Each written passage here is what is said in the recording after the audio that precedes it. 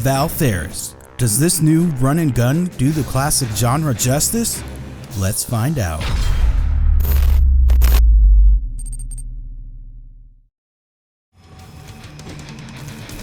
What up gamers, Jeepers here, and today I'm excited to bring you a review of an amazing game that's been developed by Steel Mantis and published by Big Sugar.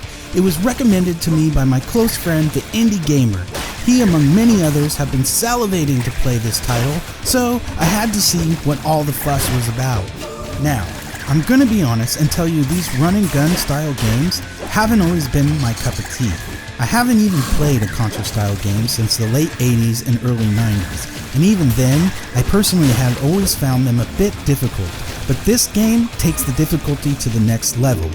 There's a risk-reward factor involved with this game, and well, I tended to play it safe. I also read that the game takes about 6 hours to complete, but I was nearly 9 hours in and 3/4 through the game before I had to admit defeat. But that doesn't mean I didn't have an absolute blast playing the game, and no, this is not a review copy. I paid for this with my own money. With all that said, let's get to the story, which is pretty basic, but really, who needs a story when there's this much action?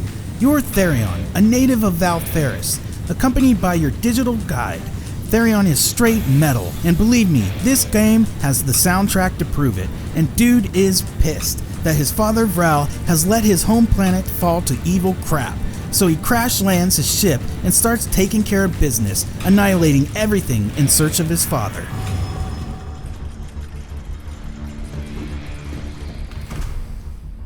As far as gameplay goes, this game shines bright and will definitely not let you down with its side platforming, fast action, and enemies bombarding you at all times. Although one downfall is, enemies tend to spawn a little too quickly and it can be quite overwhelming, pushing your reflexes that much further, leaving you relieved you made it to the next stage.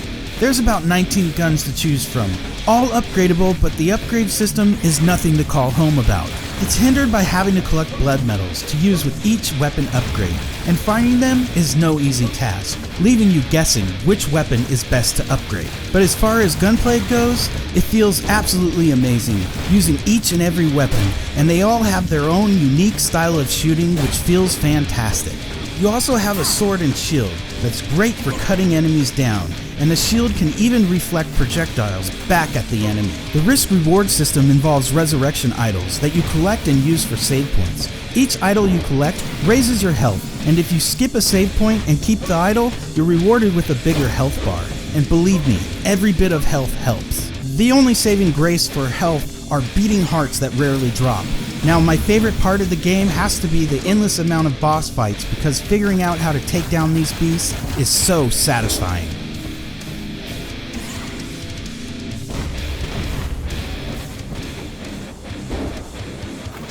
When it comes to the soundtrack, all I have to say is this game rocks, literally, and so does Therion. The graphics couldn't have been done in a better era than the classic 16-bit age. The amazing color palette and cybernetic theme goes along perfectly with the narrative of the game, and if this game was released in the early 90s, it would surely be a classic today.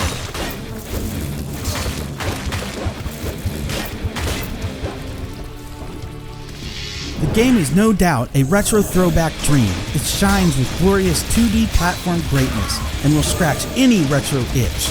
I would give it a 9 out of 10. This game simply rocks, and although I had to admit defeat, I enjoyed every last moment of it and will be coming back for more punishment because this game is that damn good.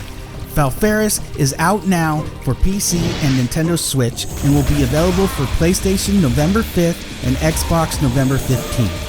Thanks for sticking around, and if you enjoyed the review and want more like this, hit that like button and subscribe. Also, click the little bell if you want notifications of my upcoming videos.